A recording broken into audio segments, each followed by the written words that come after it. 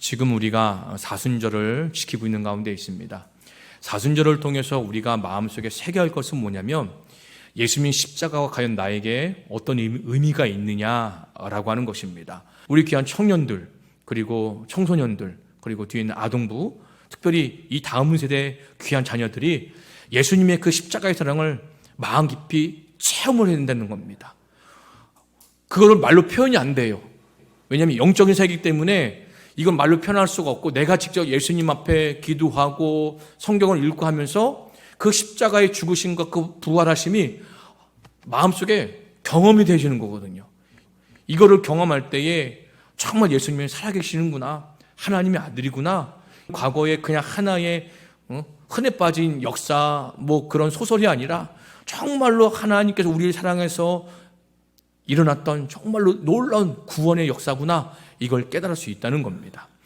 특별히 오늘 예수님의 십자가에 달리신 이 사건을 통해서 예수님의 십자가가 과연 나에게 어떤 의미가 있는가, 그리고 성경에서 예수님의 십자가가 무슨 의미가 있는지를 한번 살펴보는 시간을 가져보도록 하려고 합니다.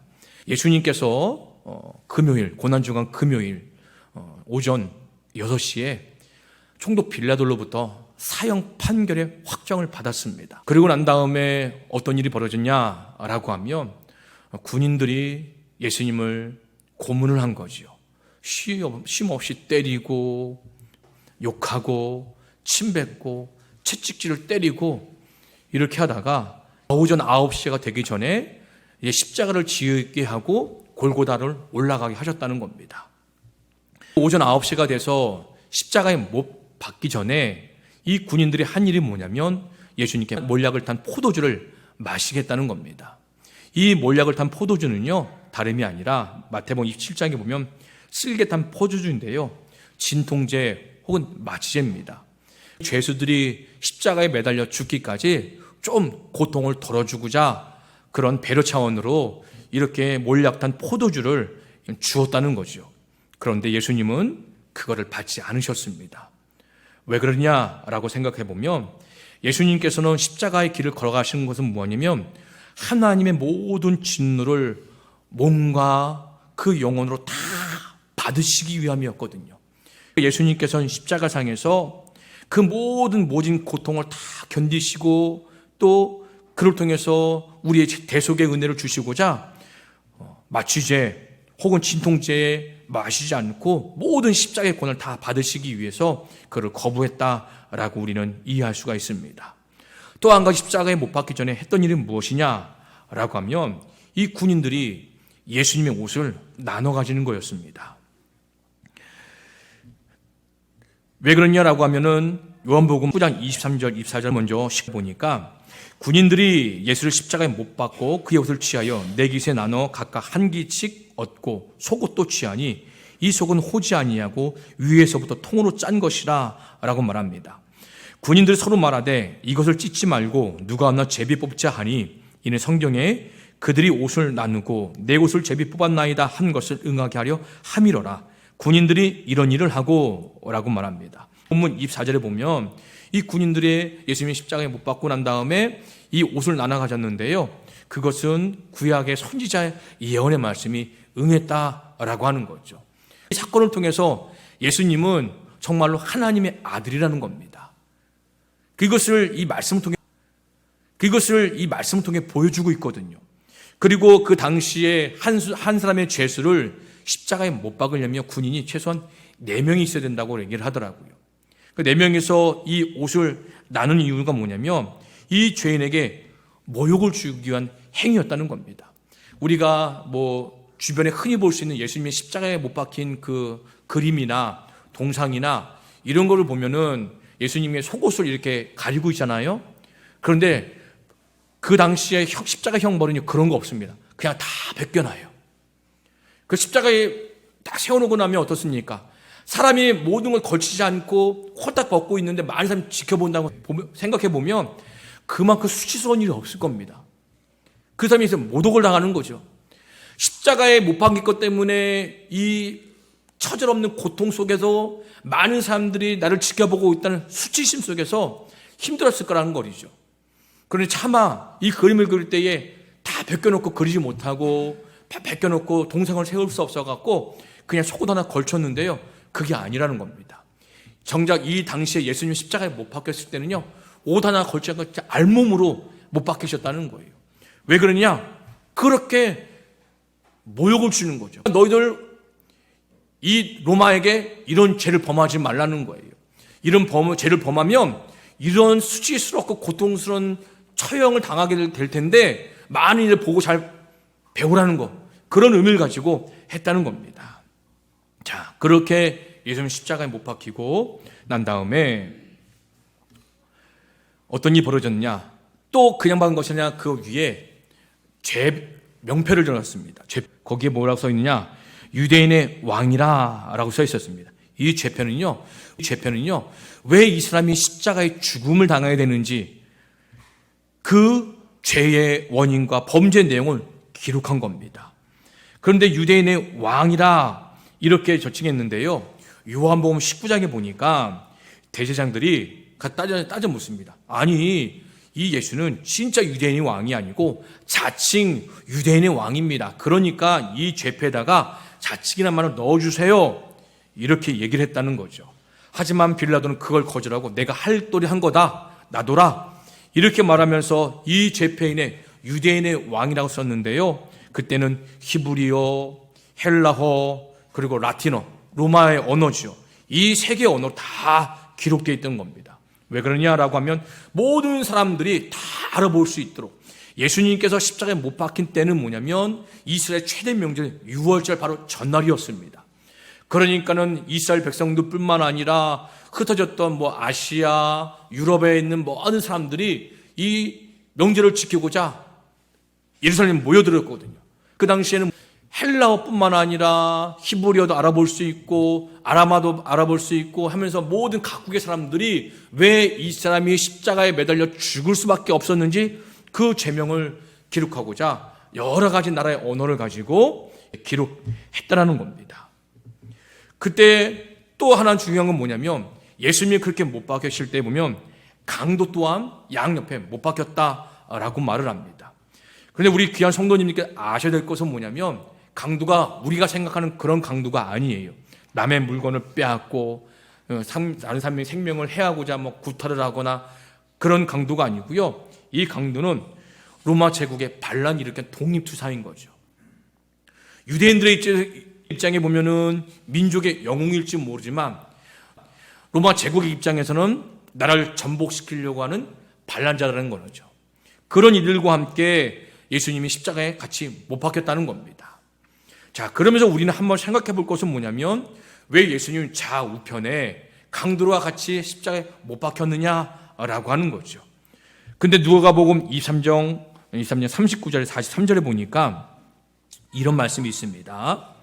달린 행악자 중 하나는 비방하여 이르되 내가 그리스도가 아니냐, 너와 우리를 구원하라 하되, 하나는 그 사람을 꾸짖어 이르되 내가 동일한 정죄를 받고서도 하나님을 두려워하지 아니하느냐, 우리는 우리가 행한 일에 상당한 보응을 받는 것이니 이에 당연하거니와 이 사람이 행한 것은 옳지 않은 것이 없느니라 하고 이르되 예수여, 당신의 나라에 임하실 때에 나를 기억하소서 하니 예수께서 이르시되 내가 진실로 내게 이르노니 오늘 내가 나와 함께 낙원에 있으리라 하시니라 라고 합니다.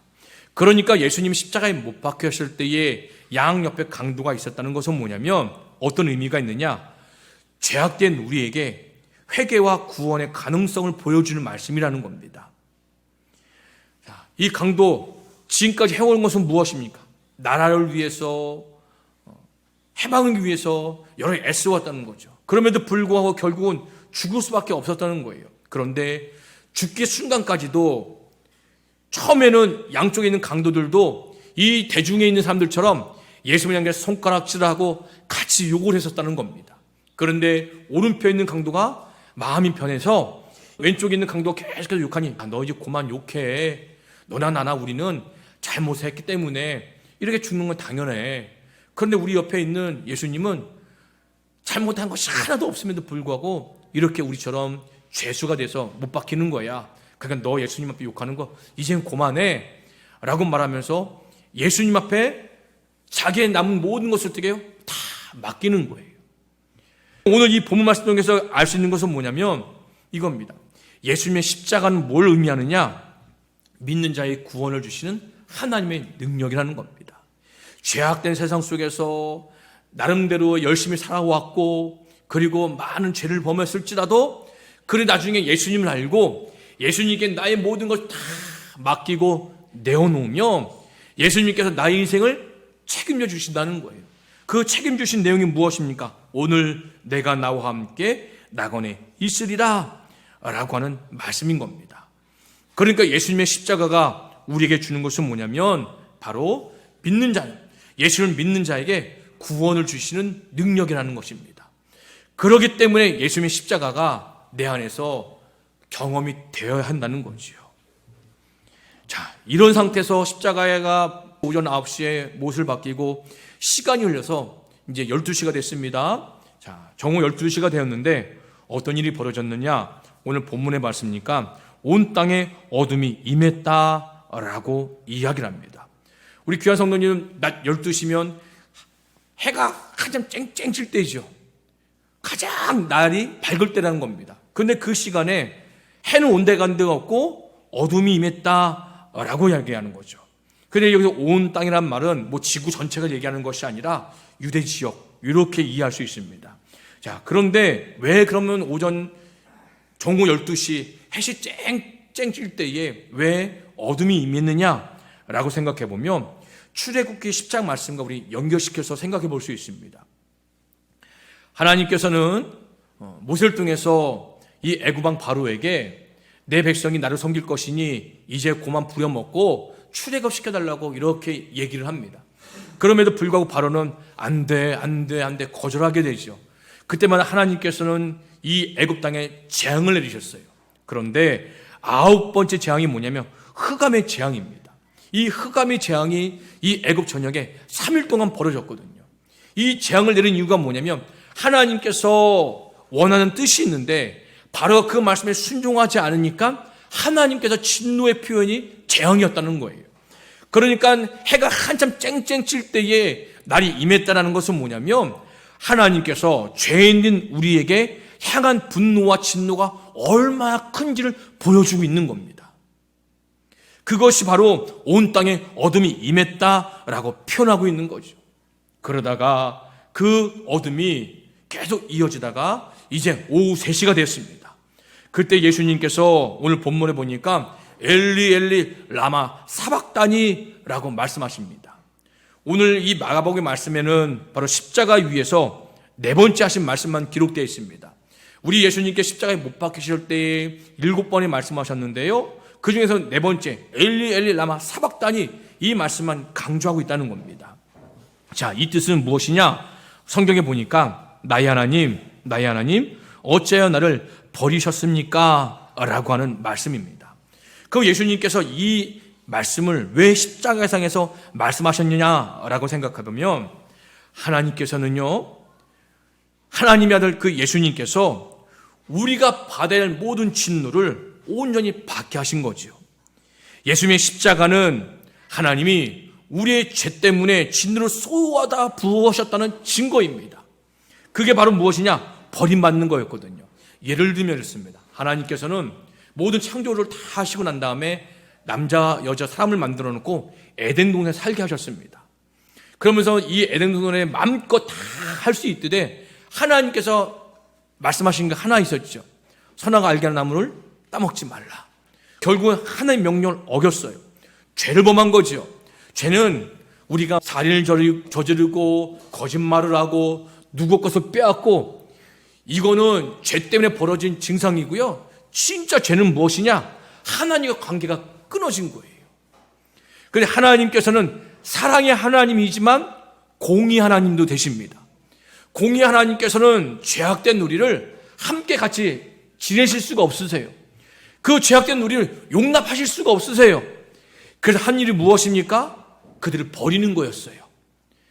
아담과 하와를 버리는 행위가 뭐냐? 하나님께서 만들어 놓은 그 에덴 동산에 살지 못하고 그 에덴 동산을 쫓겨내는 것, 이것이 하나님께 버림받는 거였거든요.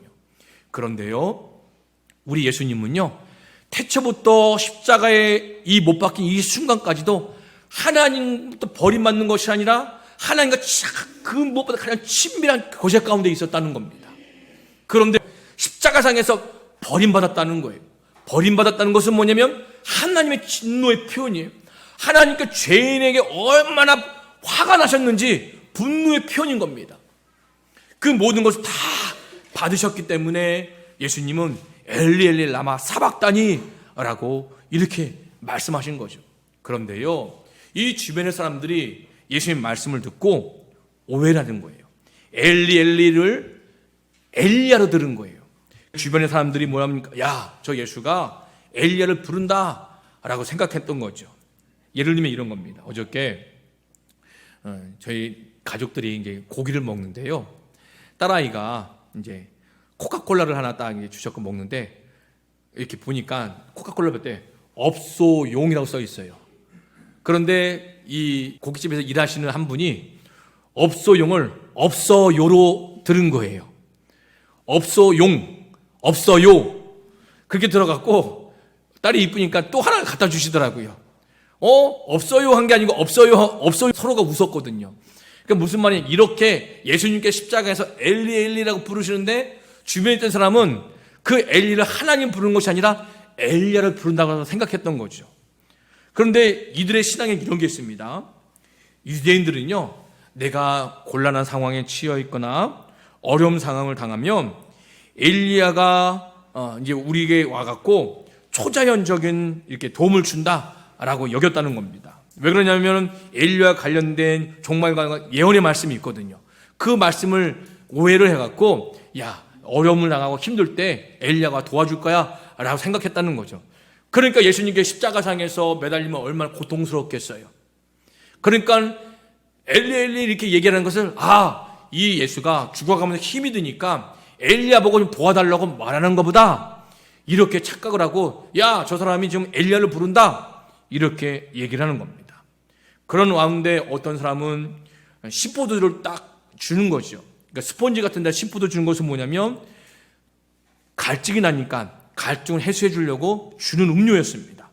그러면서, 야, 우리가 씨푸드를 주고 우리가 한번 기다려보자. 정말로 엘리야가 와서 저 십자가에 매달려 있는 예수를 도와주나 보자. 이러고 기다렸다는 겁니다.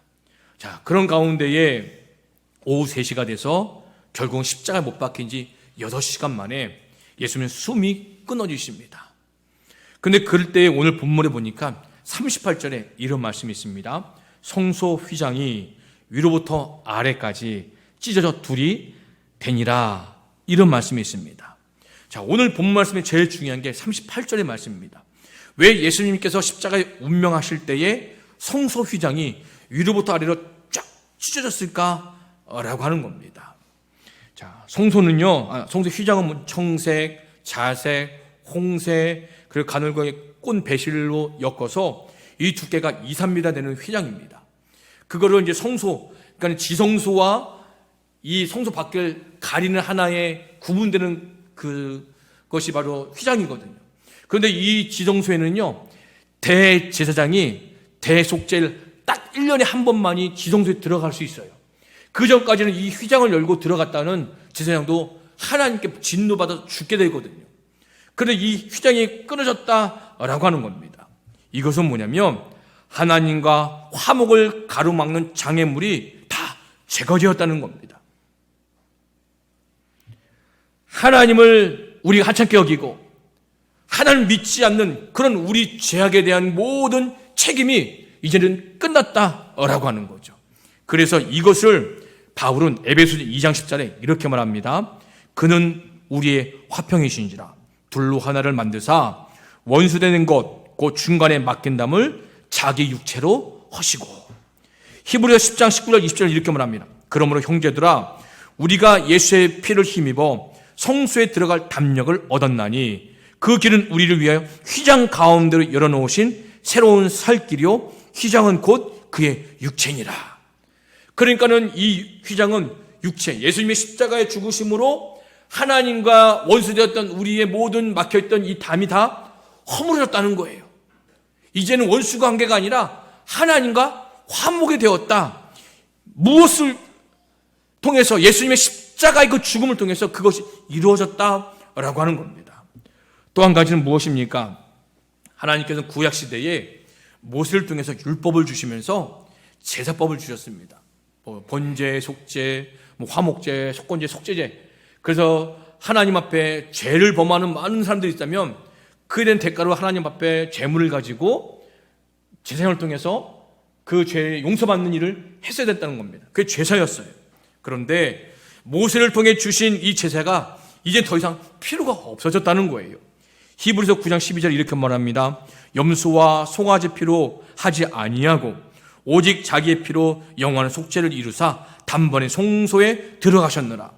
그러니까 이제는 뭡니까? 예수님의 십자가의 그 사랑을 통해서 우리가 하나님 앞에 담대히 나갈 수 있게 되었다라고 이렇게 본문은 우리에게 그런 은혜를 주고 있는 거죠. 자, 정리해보면 이렇습니다. 예수님의 십자가가 내 안에 어떤 의미가 있느냐? 성경은 이렇습니다. 아무리 우리가 죄악된 삶을 살아올지라도 예수님께 나를 맡기면 주님께서는 그 십자가를 통해서 우리에게 구원을 주신다는 겁니다. 그리고 또 십자가는 무엇을 말합니까? 하나님과 우리는 원수 관계였다는 겁니다. 그나큰 이 막혀있는 장벽이 있어서 하나님과 우리는 또 소통할 수 없었어요. 그런데 예수님의 십자가 죽음으로 막혔던 모든 담벼락이 다 무너지고 이제는 하나님과 우리가 화목하게 되었다는 증거가 바로 십자가라는 겁니다. 그래서 결과적으로 어떻습니까? 이제는 대제사장이나 제사장을 통해서만 하나님께 나갈 수 있었던 우리가 제사장 필요 없이 예수님께 다 이루셨기 때문에 나 혼자도 언제든지 하나님께 나아갈 수 있는 길이 열렸다는 거예요. 이것이 바로 십자가의 의미요, 능력이요, 사랑이라는 겁니다. 이 사순절 기간 우리 귀한 성도님들 십자가의 그 은혜를 마음속에 되새기길 바랍니다. 그럴 때 더욱더 하나님께서는 그 십자가의 사랑을 통해서 나로 하여금 예수님 나에게 어떤 분인지, 정말 예수님이 얼마나 귀한 분인지 이거를 깨달아 알게 해주실 겁니다. 그런 한 주간 되기를 간절히 소망합니다.